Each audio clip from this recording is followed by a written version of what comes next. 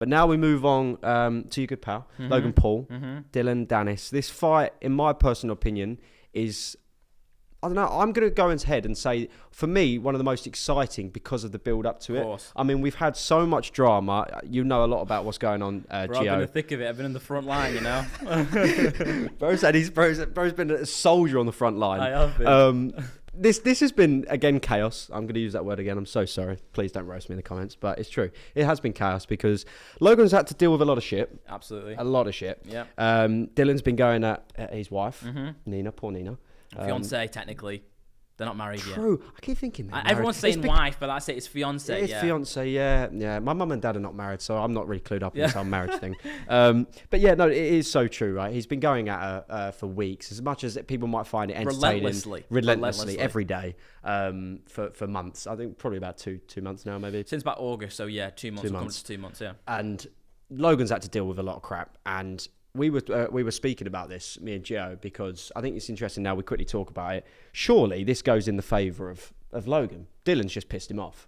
He's going in. The fight? Yeah, the fight, 100%. Dillon's pissed him off. Well, yeah. Logan's coming into this fight now fueled up, big time fueled up. There's no advantages that Dillon has. No. And that's the thing. In the fight, Logan's had previous boxing fights, although he hasn't had a technical boxing win on his record. He did have a good showing of himself both times with JJ. Obviously, he lost the second time, but technically maybe he should have won that. It was a very controversial, thing with the punch in the ground, 2 points taken, all that. He went 8 rounds with Floyd Mayweather.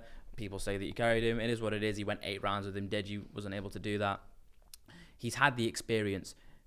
There's nothing that Dillon Danis possesses that is in any way a threat to Logan unless he gets a miracle on the night. And I do not believe he's going to be able to do that. Now, a lot of people, when we were speaking about it before, think the pressure's going to get to Logan. He's going to be too emotional. He's going to leave himself open, maybe make a mistake. Because obviously, we mentioned before, like, in influencer boxing, anything can happen. But I don't think Logan is the type of person to let these things get into his head, right? This has been a very hard, couple weeks or however long it's been. But Logan has been in a way worse situation. Like, people forget about the forest and things like that. Like, the entire world was hating on him and things like that, So Logan's able to push these things aside, keep a straight head, and I think on fight night, maybe there's going to be moments where it gets emotional, but I don't think he's going to let it get to him.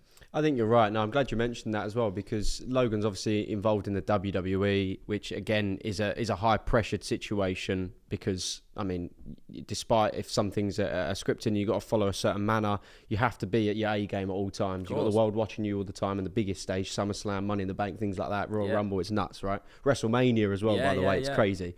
But this fight for me suits Logan to an absolute T, because the drama going into it is what fans want to see, as much as how crazy some of the photos and things that Dillon's been releasing and things he's been saying. The press conference you was at as well in London was crazy with Big John coming in, throwing the tables everywhere. I'm a machine. All that shit. Impression, by the way.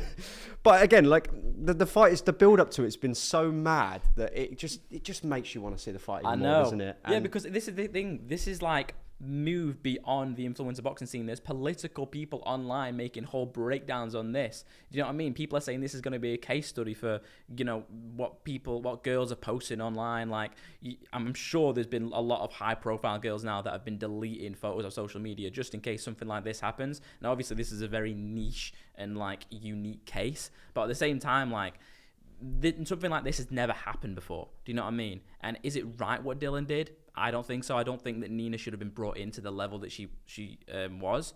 But Logan's excited for this. Whenever I speak to Logan, he's not nervous. He's excited because not many people have the opportunity, if say, for instance, like someone goes at the wife, to get in a ring with them and smash the head in. Now, I did say this to Logan, and he isn't going to do this, but I said I would take the disqualification loss just when he's on the ground, so just stamp on his head. Now, Logan said, bro, I need a win. He's not going to do that, but I mean, that's what I would do. Gio's a madman. You said you like MMA, so Yeah. it's all coming out now. Yeah. But what is your relationship like with Logan on a fight week now? Because is this the first time you've experienced it? You know, when KSI fought Logan, you wasn't working with Logan then. So this is your first experience working with Logan on fight week, opposed from the WWE and things like that. Of course. It's very different. Of course. But how is it working with Logan? And you mentioned stuff about the stuff that you've said to him. You've sort of seen, I'm guessing you've seen footage of how he's been training. Is there anything you can sort of tell us about that? I've seen a lot. You know, I've seen sparring and things like that, and everything I see just makes me more and more confident. You know what I mean? Like, he's experienced. He looks really good in sparring. Like, he's getting the better of all of his sparring opponents. And the more I see, the more worried I get for Dillon, if I'm being honest. And I'm not going to speak too much about it, but I have a very specific prediction of how I think he's going to get it done, and I do think he's going to get it done early. Oh my word! How early? First 2 rounds. How early? In the first 2 rounds, I'd be very surprised, and he either gets knocked out cold or he just takes too much damage, and the corner throw the towel in.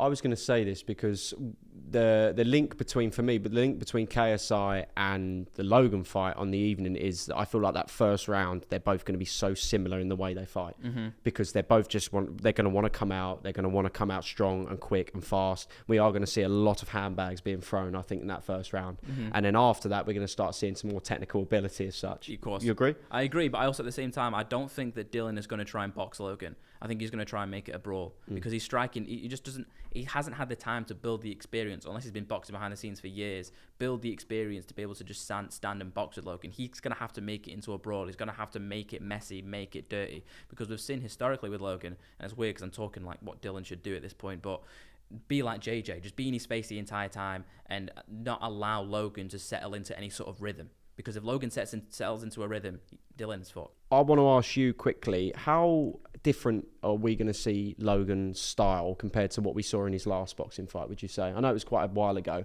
but are we going to see sort of a big difference, do you think? Right hands. Yeah. I think, obviously, you know, the last time we saw him fight an influencer, ignoring the sort of the Mayweather fight, I feel like we're going to see him throw a lot more right hands. Because that's something he didn't do against KSI. You know what I mean? It was all behind the jab. That one right hand uppercut that he threw actually managed to knock down JJ. And I don't think that Dillon has the persistence, has the gas tank, has any asset really to give Logan any problems. So I feel like Logan from the first bell is going to be going forward, throwing right hands, showing the experience, showing all the work that he's put in, showing his athleticism, and he's just going to put a beating on Dillon. I was going to say, I think Tyson Fury sort of portrays this really well. It's not sort of how you look to how good you are as a boxer, but my word, this is... I mean, I'm a straight man, but Logan's absolutely ripped at the moment, isn't he? Oh, definitely. He's looking solid. I won't be surprised if Logan is landing shots on him repeatedly and talking to him in the ring. It's going to be similar. You know, Khabib when he was beating up McGregor. You want to talk now? You want to talk now? You know? I actually think something like that's going to happen, though. Yeah. But yeah, last question, Gio. I'm going to have to ask you the question as well. Final prediction for Dillon Danis, Logan Paul. Logan Paul in the first 2 rounds. First two? First one or two two? Rounds. So one two. Or two. Second round. Second round, there you go. I think the worst blood on this entire card is Logan versus Dillon, and the next is Dean Waleed. These guys really want to get one over on each other, and there's a huge chip on Waleed's shoulder because he lost the first time when he firmly believed that he had the ability to beat him, and he was very close to doing so. And it was the best fight in Misfits history.